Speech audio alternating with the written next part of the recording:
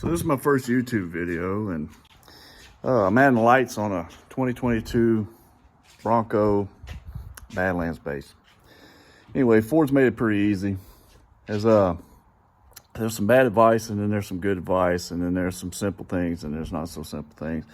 What I don't like is that I see everybody kind of cutting corners with hiding things or whatever. Anyway, they make it easy because they got this wiring all pre-done for the switches, and then they have wire ran to the other side up into the pillar and into the back, and then it's really easy. So and then I had these brackets made. A friend of mine made these out 3/16 flat bar, 1-inch flat bar. The reason I did them like that is because I didn't want to do away with the antenna.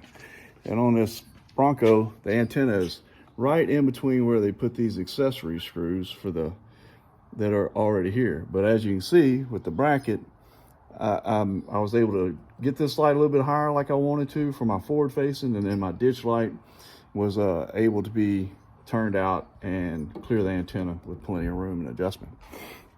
So I was watching another YouTube video, and I saw where the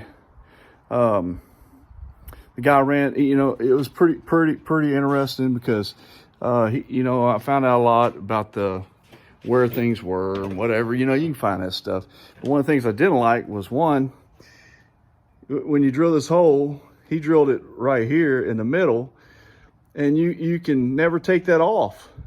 So if you ever want to take and put your regular bracket back on and take your rack off when you got roof lights, if you drill that hole right there, it's difficult to be able to make it removable. So I drilled it off to the side, and then I put a pigtail here that'll tuck into my little cover. I have a little cover that goes on there. And those of you that have these Broncos understand what I'm talking about. There's a little cover that goes on there whenever it's not there. And then another thing was that in here, the wiring for the lights to get across to the accessory point and then coming down, it's that's fairly easy. But listen, he tucked this, the fellow I was watching tucked the wire down into here, and that wasn't necessary. This is wide open behind here. This is wide open all behind here. So you can like push the wire back behind there, and then it just drops and goes behind this piece of trim. And he was right, there's a connection point that was 8mm that's right behind here by the speaker. And then other than that, it was pretty straightforward, making the connections, butt spliced them, and I taped mine up to where I could do it. But another thing to note is if you have a factory roof rack, the factory roof rack has these chinchy feet on here, and I'm finding out these aren't the best built racks, right? But at any rate, the cover doesn't fit on here very well.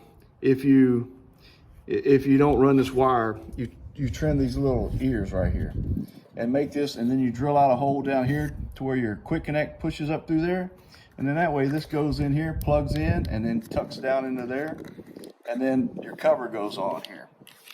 It will fit over this wire once you get this all done. This is just a covering on the wire to help it a little bit protection or whatever. But then after that, it's just run the lights and wire them up and mount it.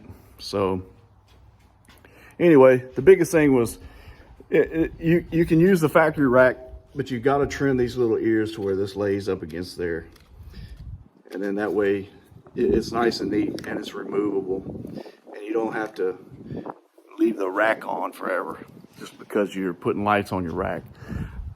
Me and my wife, we don't use the rack all the time, so we want to be able to take it on and off.